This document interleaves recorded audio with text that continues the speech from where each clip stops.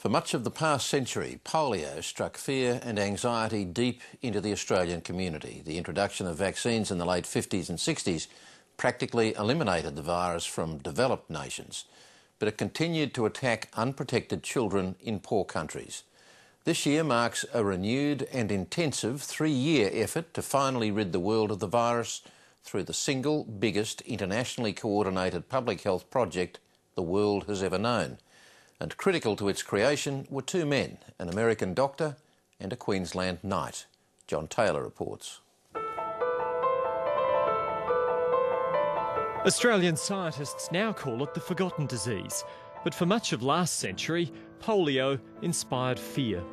Waves of polio epidemics struck down thousands of children. The consequences could be horrendous: hospitalisation, paralysis, wasted limbs, iron lungs and sometimes death. With the arrival of polio vaccines from the 1950s and mass vaccination, Australia and much of the developed world quickly became polio-free. But half the world's children were left unvaccinated. That was until a former Queensland accountant and an American doctor put their heads together. Well, Sir Clem's involvement was absolutely essential.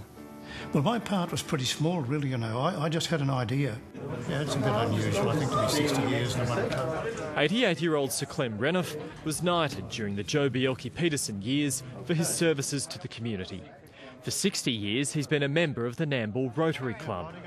He was inspired to help others by a childhood in North Queensland during the Great Depression, when he watched his parents' kindness to those forced to roam the country looking for work. And these people were pretty honest people, but just poor.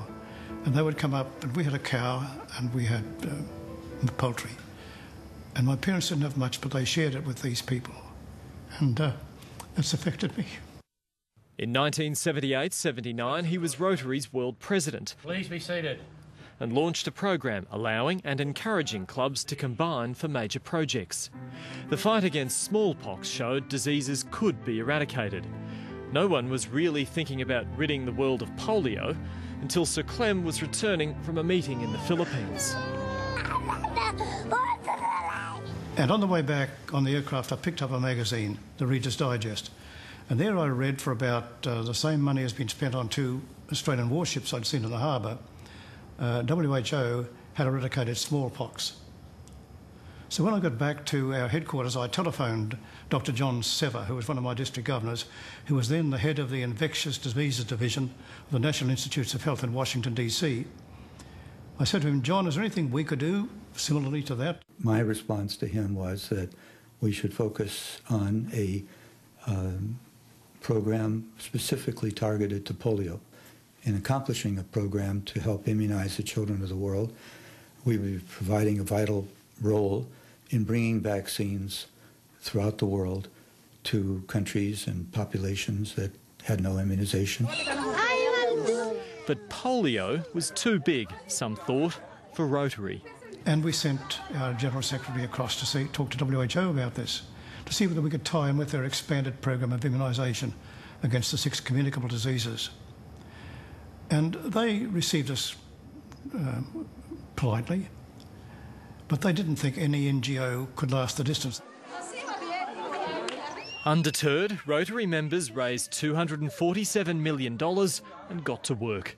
12 million people were vaccinated in Mexico, 27 countries in South America.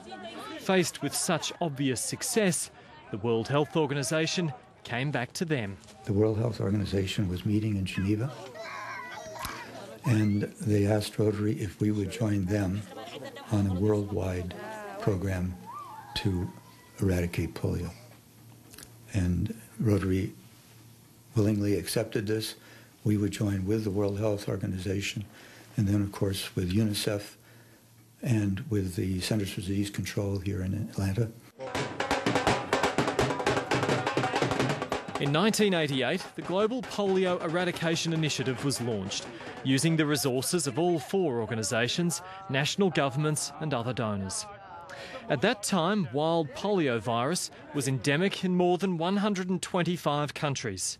Now, it's only left in a handful. With this joint effort, the reduction of numbers of cases from what it was in 1988 of about 350,000 cases of paralytic polio to this last year, just a little over 1,000 cases. The organisation is also in the midst of raising more than $200 million to match more than $355 million offered in grants from the Bill and Melinda Gates Foundation. After so many years, polio is nearly defeated, and the dream of two men realised. We're very pleased, but we want to achieve that goal. I think that polio will be eradicated. I just hope I live long enough, John, to see a polio-free world.